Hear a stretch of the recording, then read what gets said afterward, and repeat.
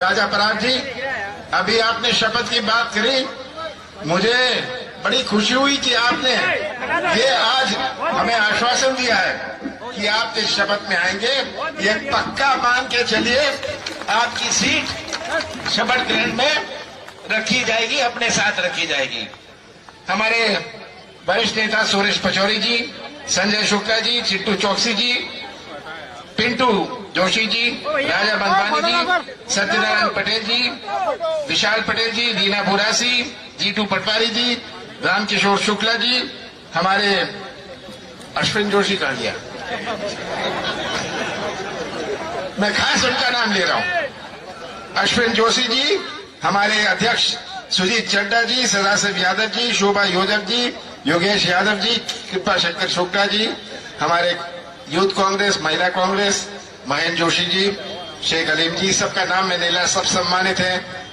आप भी मेरे लिए सम्मानित हैं। बहुत खुशी हुई आप सबके बीच में आके। आपको कोई ज्यादा ज्ञान नहीं देना, आप तो दूसरों को ज्ञान देते हैं। इंदौर की ये खास खूबी है, इंदौर के लोग दूसरों को ज्ञान देते हैं, वो ज्ञान सुनना नहीं चाहते। बहुत पुराना संबंध है। मुझे याद है 75 से लेके कितनी दफे मैं आया हूं। एक नौजवान था, आज भी नौजवान हूं। कितनी दफा मैं आया हूं, आप सबके बीच में पुरानी यादें आती हैं। आपसे एक ही बात कहना चाहता हूं, चुनाव आते हैं नगर निगम के, नगर निकाय के, जनपद के, जिला पंचायत के, सबके अपने मायने होते हैं। 44 साल मैंने चुनाव लड़ा है, जीता है। मैंने बहुत सारे चुनाव देखे हैं, पर ऐसा चुनाव जो 17 तारीख को है, इस चुनाव का क्या मायने है। ये केवल एक उम्मीदवार का चुनाव ही नहीं है, ये केवल एक पार्टी का चुनाव नहीं है, ये मध्य प्रदेश के भविष्य का चुनाव है। और मध्य प्रदेश की आज की तस्वीर आप सबके सामने है। ये शिवराज या ठगराज किस तरह हमारे प्रदेश को ठगा है।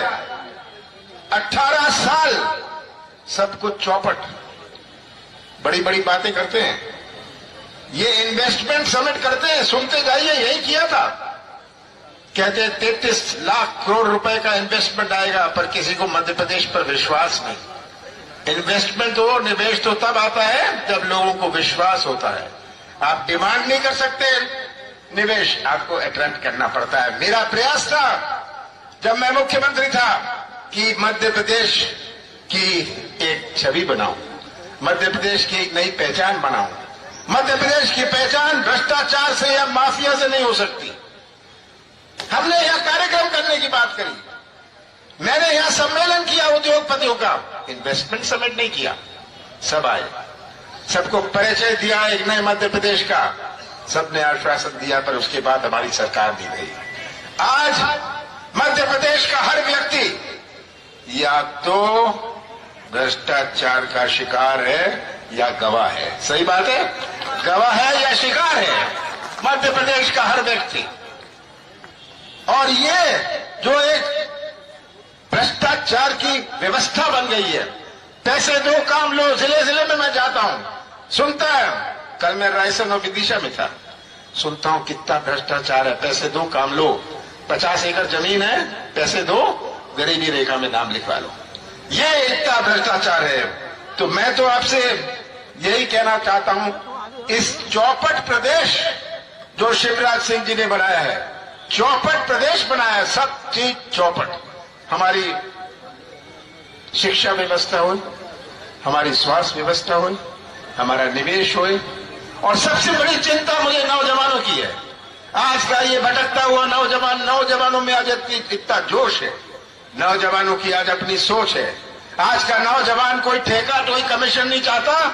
आज का नौजवान तो व्यवसाय का मौका या अपने हाथों को काम चाहता है। और 1 करोड़ नौजवान आज मध्य प्रदेश में बेरोजगार है, 1 करोड़ नौजवान। शिवराज सिंह जी हर 10-11 महीने घोषणा करते हैं 1 लाख नौजवानों का रोजगार मिलेगा। मैं तो शिवराज सिंह जी को कहता हूं कि आप 1 लाख की बात छोड़िए, जो रिक्त पद हैं उनको ही भर दीजिए पहले, वो भी नहीं भरेंगे। इनकी घोषणा की मशीन, झूठ की मशीन आजकल पिछले 5 महीनों में तो डबल स्पीड पर चल रही थी। इतने साल तो चलती रही इनकी ये 2 मशीनें, पिछले 5 महीनों में डबल स्पीड पर चली है। तो मैं अंत में एक ही बात कहूंगा, आप 17 तारीख को जो बटन दबाएंगे, मध्य प्रदेश का मतदाता जो 27 तारीख को एक बटन दबाएगा, वो केवल 17 तारीख को जो बटन दबाएगा वो बटन केवल एक उम्मीदवार का नहीं होगा, इन नौजवानों के भविष्य का होगा, हमारे कृषि क्षेत्र के भविष्य का बटन होगा, हमारे मध्य प्रदेश के भविष्य का बटन होगा। और आपसे अंत में एक बात कहता हूं कि कांग्रेस का साथ मत देना, कमलनाथ का साथ मत देना, तस्वीर रख लीजिए प्रदेश की, सच्चाई का साथ देना, सच्चाई का साथ देना। सच्चाई का साथ देंगे तो हमारा आगे आने वाली पीढ़ियों के लिए हम मध्य प्रदेश सुरक्षित रखेंगे। विशाल पटेल कहां गए? इतने पीछे खड़े हो गए। तो विशाल पटेल जी हमारे बीच में हैं, हमारे दूसरी दफे चुनाव लड़ रहे हैं। मैं सब उम्मीदवारों को शुभकामनाएं देता हूं। ये मैं चाहता हूं कि जब परिणाम आए, विधानसभा में सबसे ऊंचा झंडा हमारे इंदौर जिले का होगा। आप सबका बहुत बहुत धन्यवाद। बहुत जय जय कमलनाथ। बहुत ही आदरणीय मध्य प्रदेश और इंदौर के मेरे भाइयों और बहनों और मंच पर उपस्थित, मैं पंजाब का रहने वाला हूं और कांग्रेस पार्टी का अध्यक्ष हूं। मंच पर उपस्थित मध्य प्रदेश के आने वाले मुख्यमंत्री कमलनाथ जी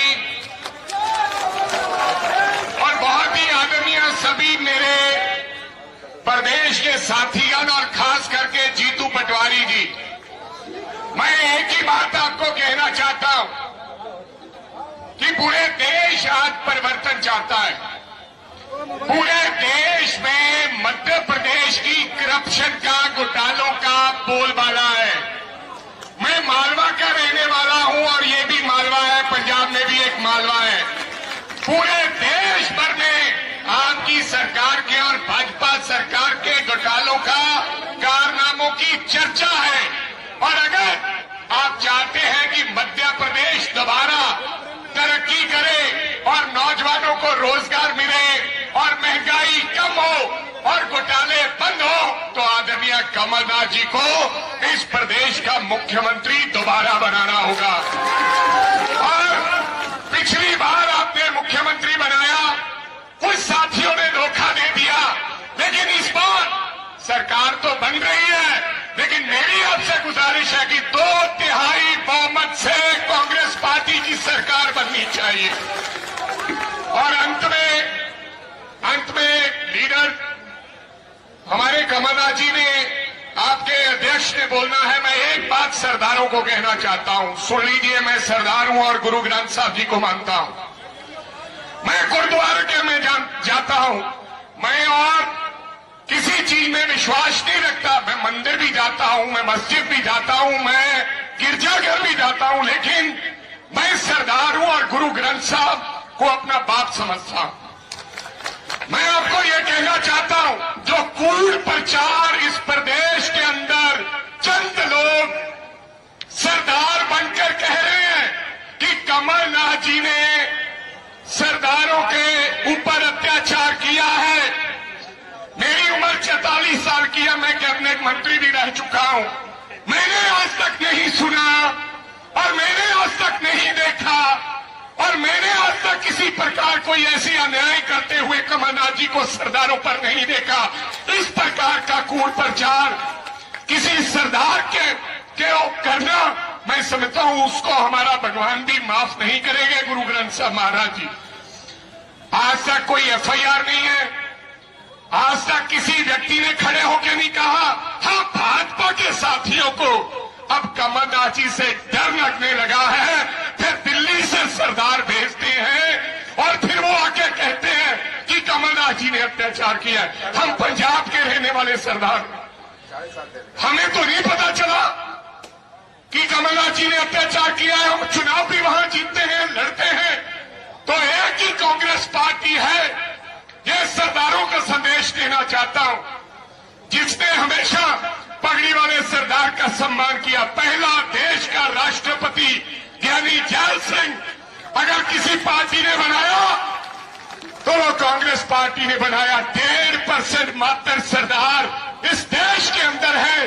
पहला देश का प्रधानमंत्री अगर किसी पार्टी ने बनाया तो डॉक्टर मनमोहन सिंह जी को बनाया।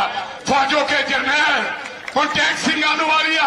तो मेरी आपसे गुजारिश है सरदारों को और भाइयों को और इंदौर के साथियों को कि मजबूती से अब हमें लड़ना है और हमें भूल मत जाना। सर, मैं कमलनाथ जी से गुजारिश करना चाहता हूं, आपके माध्यम से एक गुजारिश है, पंजाब वाले सरदारों को भूल मत जाना। जिस दिन आप शपथ लेंगे मुख्यमंत्री की, आपको हमें बुलाना पड़ेगा।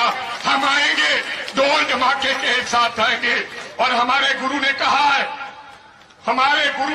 है मालवा की धरती पर, दे शिवा पर मोहे हैं शुभ कर्मन ते, कब हूं न डरूं हर सो जब जाए लरूं, निश्चय कर अपनी जीत करूं। धन्यवाद। जय हिंद, जय कांग्रेस।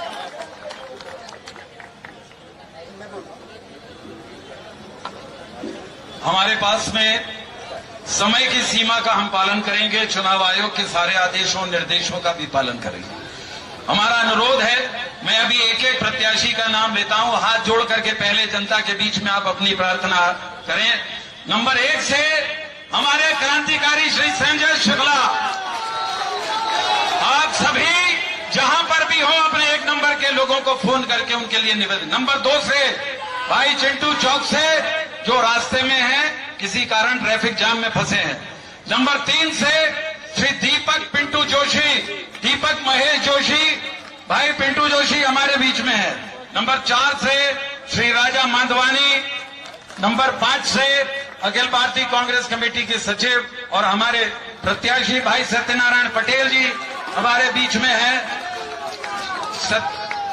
जीतू पटवारी जी जो कि राव विधानसभा से हैं। महू से श्री राम किशोर शुक्ला हैं और सांवेर से सुश्री रीना बोरासी जी हमारे बीच में है। भाई जीतू पटवारी जी ने आग्रह किया है कि कमलनाथ जी को बतौर मुख्यमंत्री मैं आमंत्रित करना चाहता हूं, वो आप उनको आमंत्रित करें अपनी वाणी के